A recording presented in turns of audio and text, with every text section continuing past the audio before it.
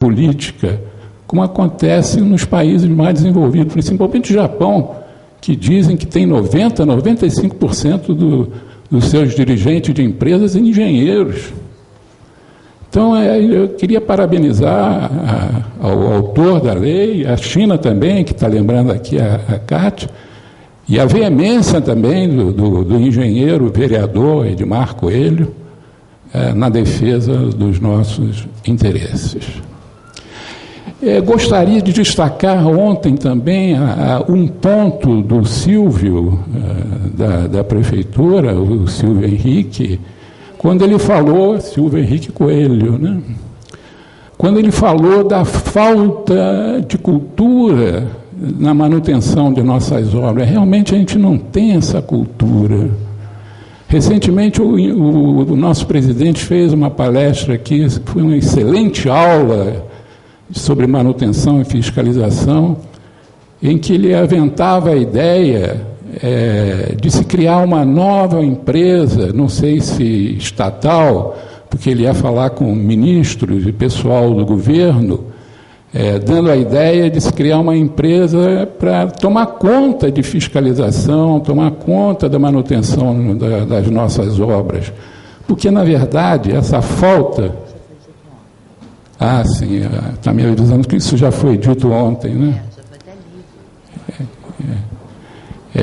lido. Porque na oportunidade nós chegamos a discordar da ideia do presidente, porque para se criar cultura, eu acho que tem que ser uma coisa que vem de baixo para cima. Nós técnicos temos muita dificuldade em criar culturas, entendeu? O que acontece, na verdade, é que temos que aproveitar o que nós temos. O que nós temos? Nós temos o CREA, nós temos agora o CAL. O CREA foi criado por lei para cuidar apenas do exercício profissional, a mesma coisa com o CAL, entendeu? E o que acontece, que está no subconsciente das pessoas, é que tudo que acontece com a engenharia, e vai acontecer também com o CAL, eles levam à responsabilidade do CREA. Quando cai uma obra, quando há um colapso de estrutura, nós estamos cansados de ficar explicando que o CREA não é o responsável por aquelas obras. Estamos cansados de dizer que o CREA cuida apenas do desempenho profissional. Então, isso já está na cultura das pessoas.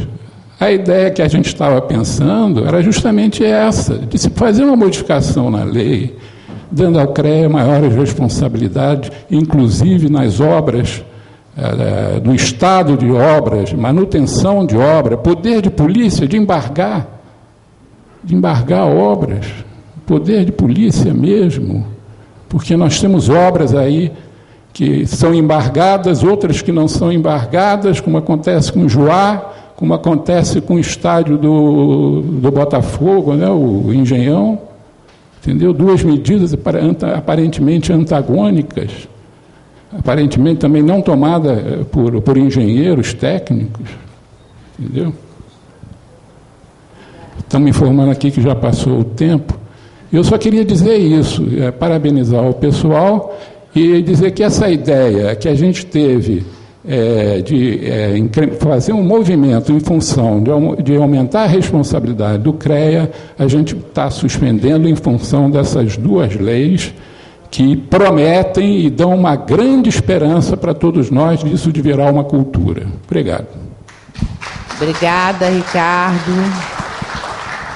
Olha só, a gente só quer prestar um esclarecimento, que é o seguinte: o que rege a lei de exercício profissional, especificamente hoje, dos engenheiros, agrônomos e todas as demais profissões, geólogos, geógrafos, meteorologistas, etc., é a Lei Federal 6194, que foi assinada, inclusive, tá, na data de aniversário do Clube de Engenharia, que até então, e inclusive hoje, é a maior atividade em exercício em toda a América Latina.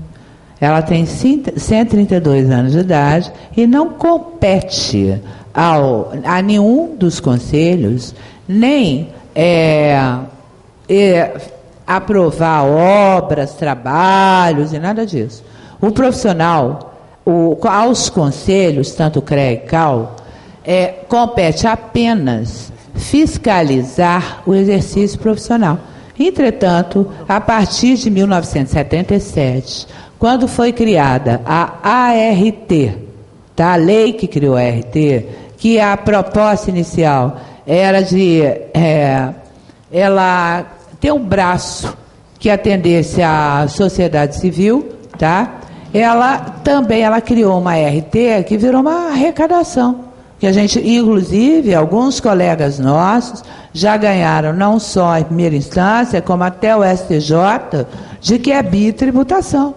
O CAL foi mais feliz quando ele criou uma RRT que custa R$60, independente do trabalho. Então, você vai fazer um grande empreendimento, o CREA cobra uma RT pela fundação, uma RT pela edificação, e aí o CREA passou a ter muita grana. E com isso, ele não só domina a maior parte das entidades civis cujos profissionais se associam livremente, tá? Como o Clube de Engenharia, não, graças a Deus o Clube de Engenharia tem esse prédio que gera receita, quer dizer, é um clube independente, tá? Ele não está sujeito às regras do CREA. Mas uma série de entidades que fazem parte do CREA, elas dependem daquele convênio que foi feito, de que, 10% da RT vai para a entidade e o restante fica para o CREA. Então, na realidade, o CREA tem atuado mais porque eles têm dinheiro para assessoria de imprensa, eles têm dinheiro para um monte de coisa que nós, que fazemos parte de associações por livre e espontânea vontade, a gente não tem. Então, eu acho que isso tem que ficar bem claro. E a outra coisa é que o papel do CREA não é aprovar, nem embargar, nada. Só falta agora a gente ter 50 anos de profissão, só tenho 30, tá? E ser fiscalizado pelo CREA, mas nem que a vaca tussa, entendeu? Quem te dá a habilitação é a universidade. Então, você anota, a partir do momento que você registra no CREA o seu diploma, e hoje, antes da Lei 1010, que está suspensa, se você é engenheiro civil, mesmo que você tenha mestrado, doutorado e etc., em engenharia de telecomunicações, o CREA e o CONF não permitem, eu estou falando isso, desculpa, por já ter sido conselheira federal. Eu não estou falando isso no âmbito do Estado. Eu estou falando isso a nível federal. Então, a legislação que hoje está em vigor é a Lei 6194, quer dizer, para quem se formou pós, acho que 66. É a Lei 6194 e a Resolução 218.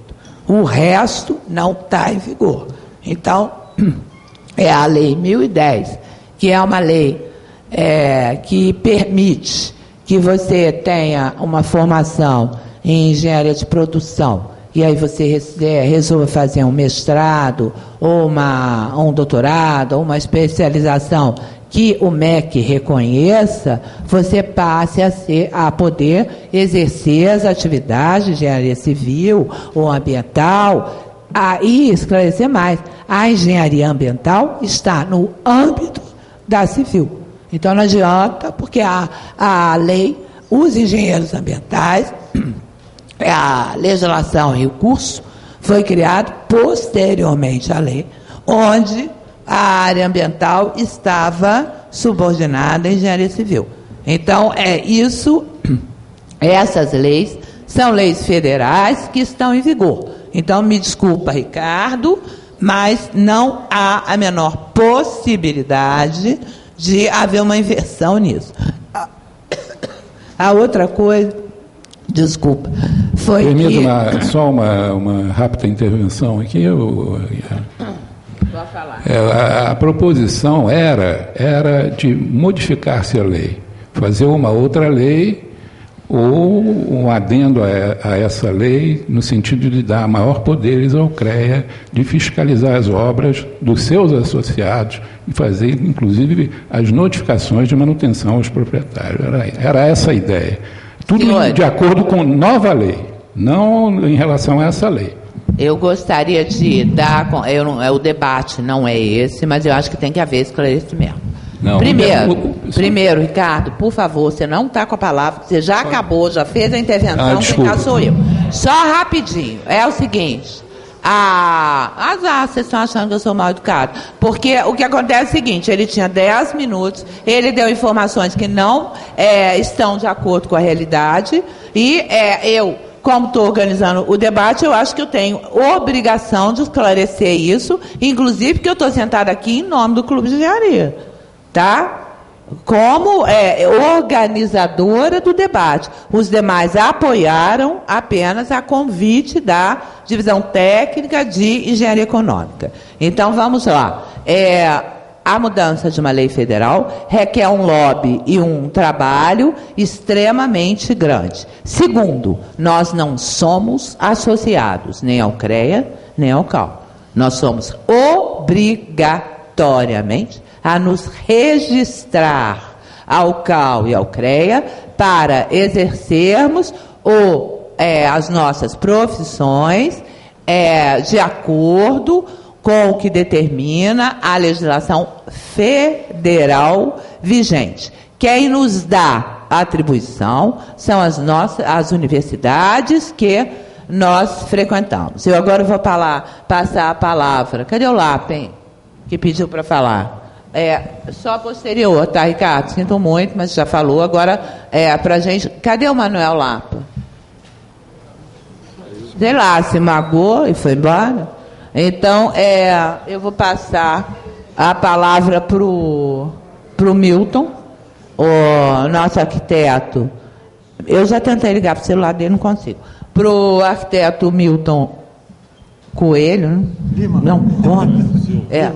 Já misturei tudo. Para o querido Milton, que é o coordenador da divisão especializada em urbanismo e planejamento urbano, para que ele possa fazer as suas intervenções em até 15 minutos, por favor, tá? Porque senão os meninos não vão conseguir responder as perguntas. Se eu gastar menos, não sou punido não, né?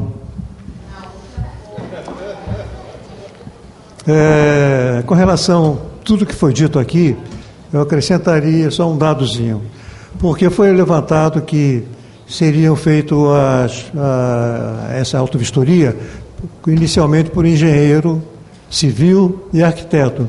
Aí o pessoal ficou na dúvida, e os outros engenheiros? Acontece o seguinte, quando vamos fazer um planejamento de um prédio, por exemplo, eu que sou da área hospitalar, a gente faz o arquiteto, um médico para dar assessoria médica e um engenheiro de instalações para as instalações. São três, desses três, que logicamente nascem outros mais, que naturalmente vêm surgindo. O arquiteto é para poder orientar e administrar aquele negócio todo. Então, quando se diz que o engenheiro civil, o arquiteto, não é que seja, a gente vai tomar conta de tudo, não. Nós vamos iniciar, vamos assim, coordenar essa coisa. Porque na hora ninguém faz um prédio dizendo assim, chama o engenheiro, ele diz, vou fazer um prédio, fazer um hospital. Não tem sentido.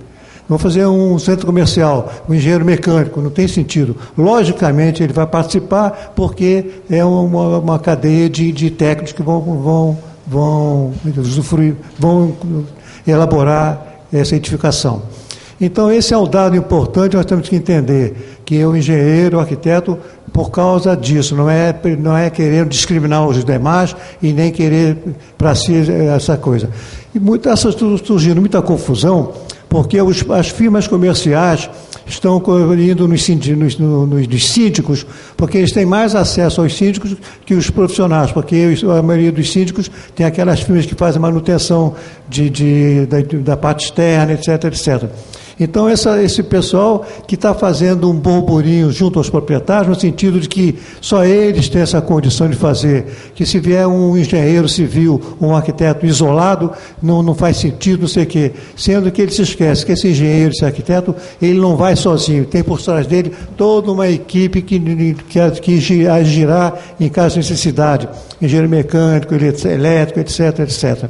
Então, baseado nisso, eu acho o seguinte, a lei foi muito boa, porque o cidadão, às vezes, está habitando um apartamento, ou às vezes um prédio ao lado, em que o prédio vizinho não tem a menor consideração, não tem manutenção, etc. Quando vem o bombeiro com aquele aguaceiro e joga água, destrói a casa dele, destrói a minha, que não tem nada a ver com isso, e isso é um prejuízo que não faz sentido. De maneira que essa lei agora foi muito boa, só que temos que dar andamento e melhoramentos. Muito obrigado.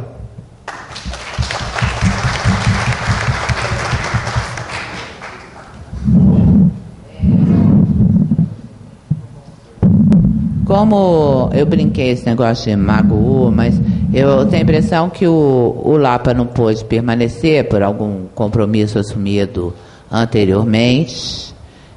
Então eu vou passar as perguntas. Peraí, deixa eu me dar esse microfone aqui, porque tem um monte de possível. Vou nem tirar desse trem, que eu não sei falar nesse trem. Peraí que eu tiro. Eu vou ler as perguntas aqui, informar os senhores anteriormente que elas não estão na ordem de recebimento, que era a ideia inicial, porque aí o doutor José Schipper já organizou mais ou menos os temas, que vai facilitar para a gente ter maior agilidade, tá? Arquiteto Silvio. O João Beranger, da Estilos 2000, faz a seguinte pergunta.